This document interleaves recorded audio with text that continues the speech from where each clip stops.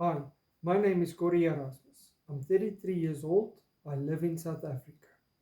I'm currently working as a network technician, but I'm ready to take the next step and move into agriculture, something I've always felt strongly about, especially since I grew up on farms.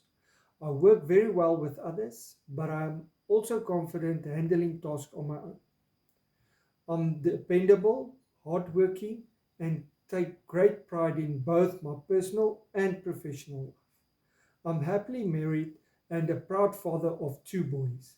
I strive to raise them with strong Christian values. In my free time, I enjoy outdoors, especially hunting, fishing, and camping.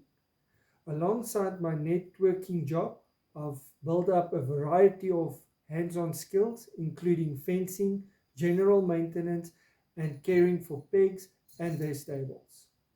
I'm well skilled in arc welding and using many electrical hand tools, and I also have experience operating a TLB, a forklift, and doing basic work on a tractor.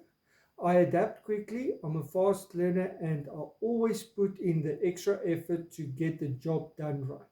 I also have basic knowledge of home maintenance and have been servicing my own vehicle since a young age.